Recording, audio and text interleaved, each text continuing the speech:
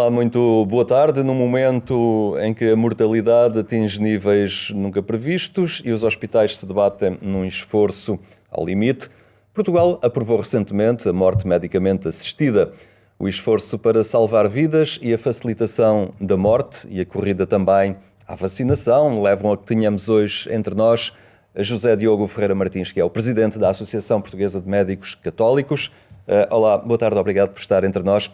Realmente, nestes últimos tempos, o mundo da saúde tem estado na ordem do dia, não pelos melhores motivos, pela pandemia em que estamos mergulhados e muito marcado por um esforço sobre-humano que neste momento afeta os profissionais de saúde e expõe ao limite as nossas estruturas de saúde. É verdade, bom dia, obrigado pelo convite para estar aqui presente.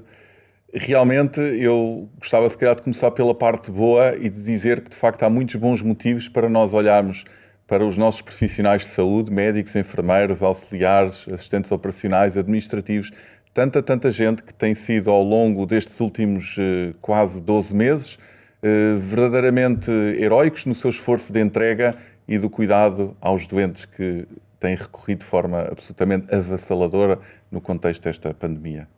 Acha que, de alguma forma, esta situação acabou por também chamar a atenção para algumas fragilidades de um sistema ou talvez de algum desinvestimento que se instalou neste setor e que agora percebemos como, afinal, ele é crucial para o bem-estar de todos? Eu creio que a resposta a essa questão, que é uma ótima questão, não é uma resposta fácil e envolve, se calhar, questões de decisão política e de outras naturezas que eu, se calhar, não me sinto completamente habilitado para comentar. Aquilo que eu noto é que, no dia-a-dia, cada um dos profissionais de saúde foi capaz de reconhecer qual é que é a sua tarefa. E isso, se calhar, teria sido um desinvestimento do ponto de vista emocional que alguns de nós vamos sentindo com as dificuldades do dia-a-dia, da nossa prática, de todos os obstáculos que temos na nossa carreira.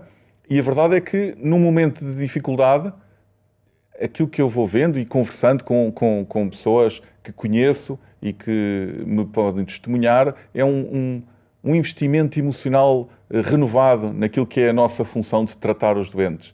E isso seguramente é algo que é um benefício que nós vemos desta nossa terrível pandemia e que tanta tristeza e tanto sofrimento tem trazido a tantas casas portuguesas. Como é que é possível aguentar tanto tempo? Estamos a completar um ano neste esforço contínuo. Como é que é possível permanecer tanto tempo neste esforço permanente, não é? As pessoas têm limitações, mas há tantas também capacidades quase ocultas de se desdobrarem em esforços. Os profissionais de saúde, provavelmente, é a primeira vez, quase para todos eles, que estão a viver uma experiência limite como esta. É verdade, especialmente para a enorme maioria dos profissionais de saúde que não têm idade para ter participado na guerra colonial, eu diria que é a primeira vez que estão num cenário, entre aspas, de guerra, um cenário de pré-catástrofe, em algumas instituições de saúde, se calhar quase mesmo de catástrofe. E, de facto, nessas ocasiões, o melhor de cada um costuma vir ao de cima e pronto, e vamos estar todos empenhados para que seja possível que cada um de nós dê o seu melhor no cuidado dos doentes que a nós ocorrem. E neste cenário de luta esforçada pela vida, como é que a Associação Portuguesa dos Médicos Católicos acolheu esta aprovação da morte medicamente assistida por parte da Assembleia da República, a eutanásia agora em forma de lei no nosso país? Olha, foi com uma enorme tristeza, com muita consternação e com...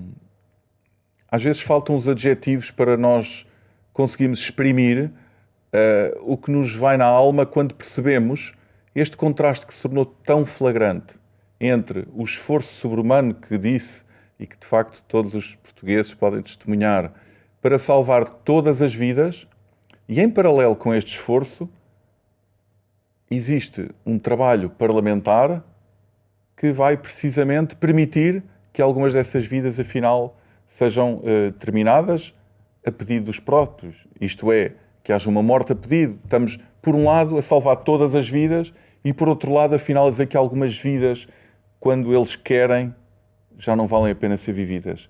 E é insano este processo. Nós não conseguimos compreender como é que foi possível que os senhores deputados não tenham auscultado, ao longo destes últimos tempos, a Ordem dos Médicos, a Ordem dos Enfermeiros, a Ordem dos Juristas, todas as outras associações profissionais, o Conselho Nacional de Ética para as Ciências da Vida, todas as outras associações de bioética, tantos e tantos confissões religiosas,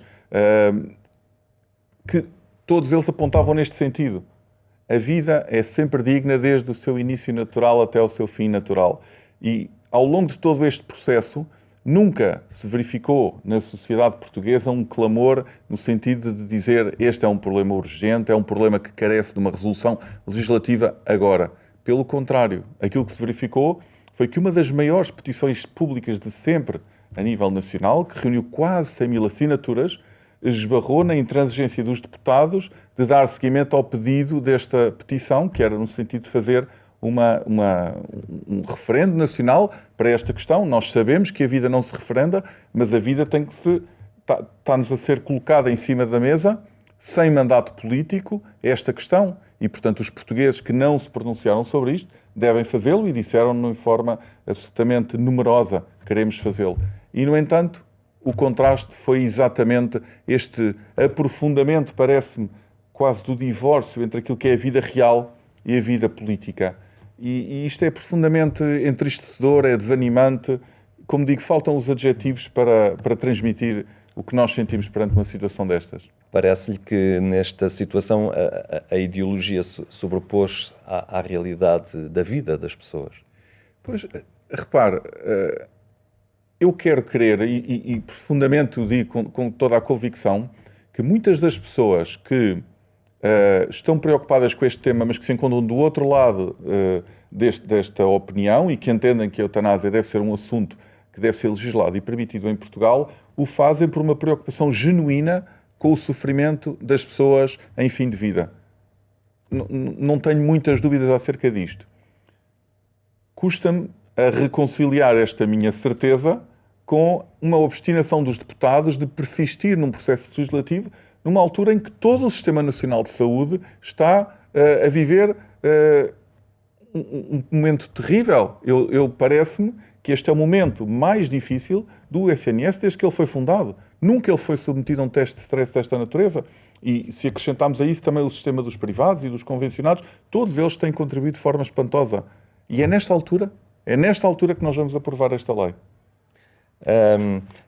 Parece-lhe que, de alguma forma, é a questão da vida que vai perdendo a sua relevância e um estatuto de respeito social.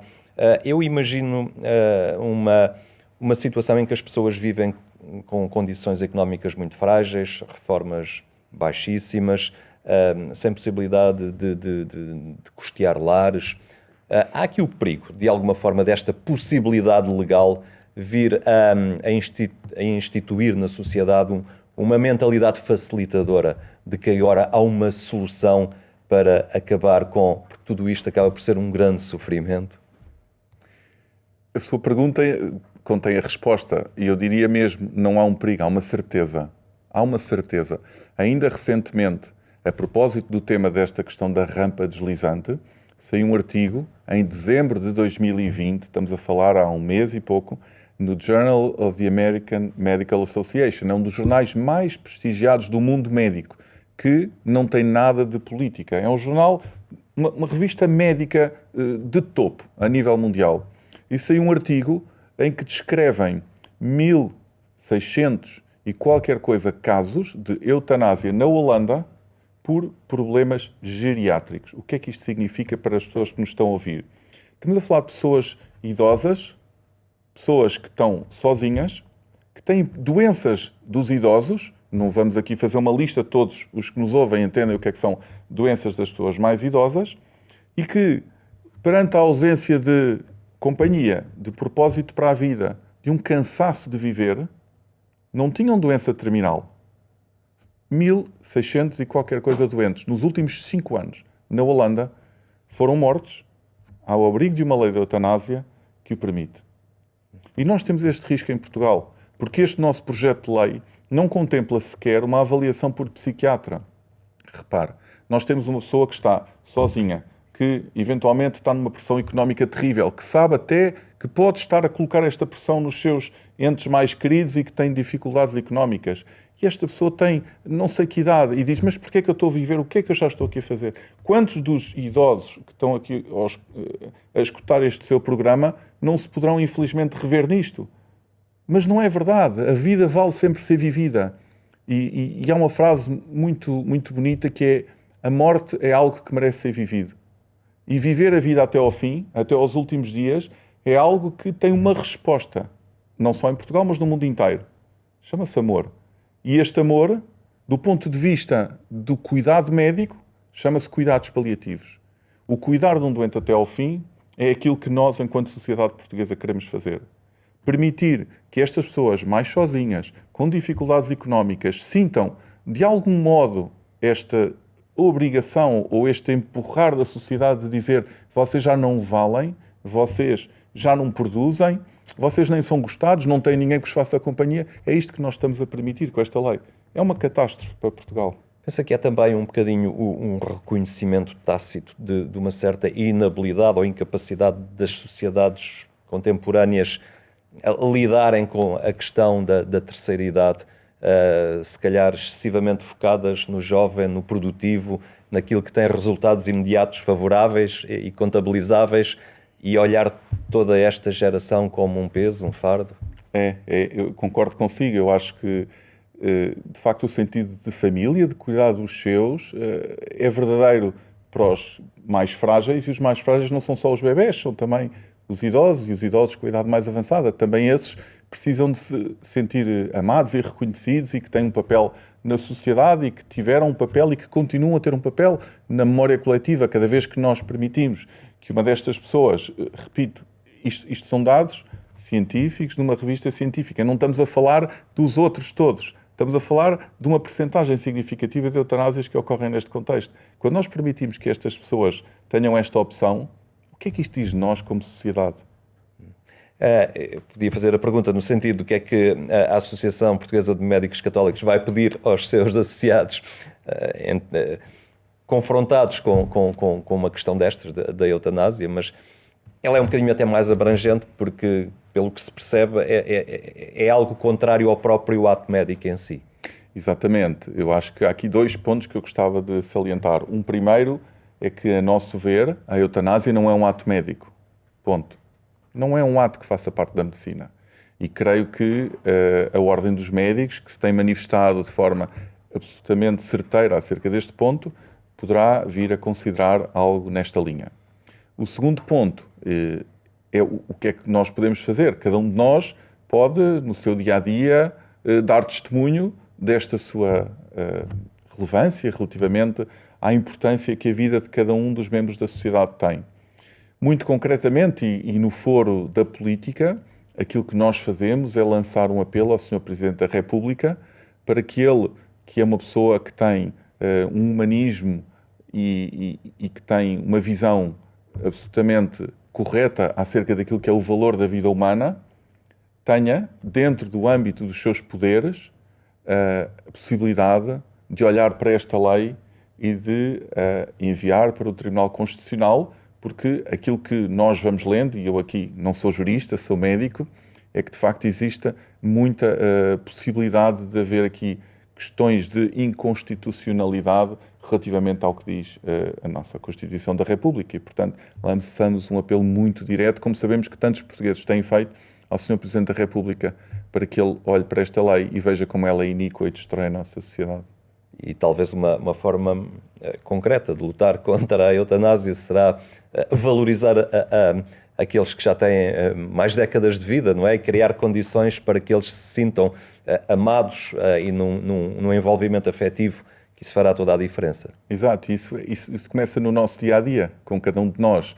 Não são palavras ocas, são coisas que se têm que concretizar em gestos muito concretos no nosso dia-a-dia, com as pessoas que nos são próximas.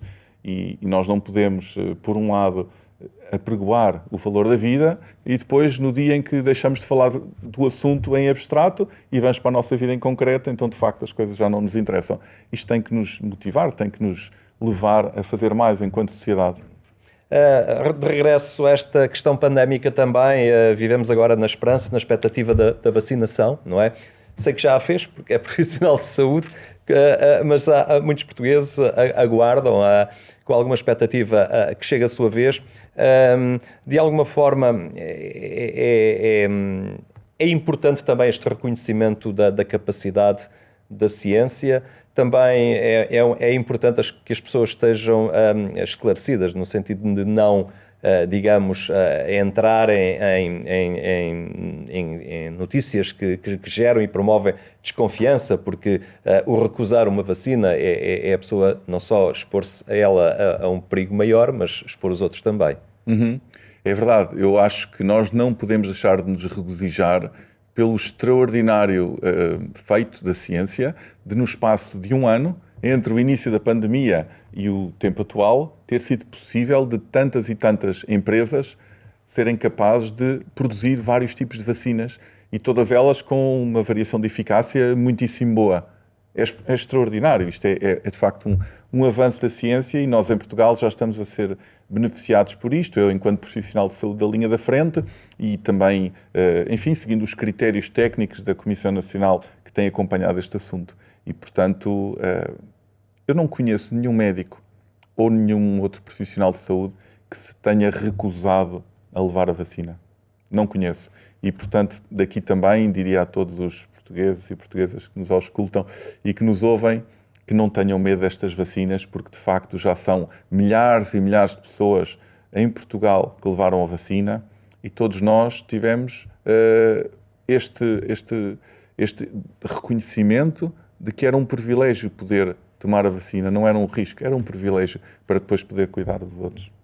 Entretanto, a forma mais eficaz que cada português tem também de participar nesta luta e de se solidarizar com os médicos que estão nesta linha de salvaguarda da nossa saúde é cumprirem as regras de segurança elementares. Por favor, cumpram as regras de segurança. Deixe-me só dar aqui uma perspectiva só para as pessoas perceberem como é que isto é relevante. Talvez muitos portugueses não tenham noção da quantidade de redução que houve nas doenças infecciosas nas crianças, pelo simples facto de todos nós usarmos máscara e lavarmos as mãos e mantermos a distância social.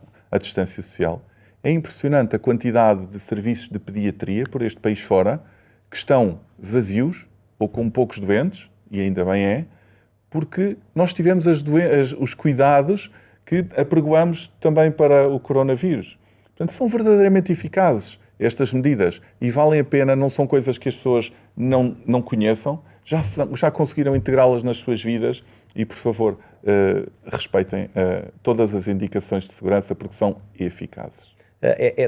Perante as tentações fáceis das pessoas quererem o regresso rápido ao convívio social e situações que vão acontecendo um tanto ou quanto clandestinamente, esta é um imperativo cívico e ético nos dias que correm que a pessoa mantenha esta clareza, não é? No sentido de ter comportamentos ajustados ao momento que vivemos.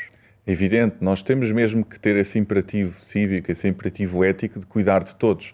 Cada um de nós faz parte de uma sociedade e a nossa atuação compromete todos os que nos rodeiam. Às vezes nós achamos que há pequenas coisas que não fazem mal, mas a verdade é que já sabemos que fazem. Nós podemos hoje em dia olhar e vemos os especialistas da epidemiologia, da saúde pública, da infecciologia dizer-nos de forma muito clara que a nossa enorme vontade de celebrar o Natal com os nossos foi aquilo que condicionou esta terrível terceira vaga que agora estamos a viver e que é trágica. E, portanto, se as pessoas olharem para trás e virem aquilo que poderão ou não ter facilitado há um mês e meio e o estado em que o nosso país se encontra hoje em dia, parece-me que há aqui um apelo bastante eloquente e claro no sentido de perceber é uma tarefa que cabe a cada um de nós. é o presidente da Associação Portuguesa de Médicos Católicos. Estamos quase a concluir o nosso encontro, mas o que é que faz esta associação? O que é que a caracteriza? Como é que procuram também ser esta presença cristã, católica no mundo da saúde? Esta associação tem uma história muito interessante, começou há mais de 100 anos, numa altura muito difícil também para a vida nacional. Falamos da altura em que tinha sido derrubada a monarquia, havia um sentimento na sociedade muito anticlerical, e é nessa altura que esta associação nasce, numa altura muito difícil. Esta associação é responsável pela publicação da revista médica mais antiga continuamente publicada em Portugal, algo que nunca foi interrompido e que hoje em dia continua. E nós fazemos, por um lado, agregamos, temos quase 1000 associados, e agregamos as pessoas que têm esta visão cristã da medicina para falarmos deste tipo de temas. Vamos tentando fazer reuniões parcelares entre os vários núcleos diocesanos que temos espalhados por todo o país, fazemos reuniões nacionais e, por outro lado, vamos falando também para a sociedade, vamos alertando para estes temas, vamos tentando estar presentes, dar o nosso contributo, fazer a nossa voz ouvida a nível nacional. Muito bem, muito obrigado pela sua presença hoje aqui no programa Eclésia. Eu termino com um convite ainda mais logo pelas 22h45, sintonize a Antena 1 e acompanhe a edição rádio do programa Eclésia. Obrigado por ter estado connosco, tenha então uma muito boa tarde e até amanhã, se Deus quiser.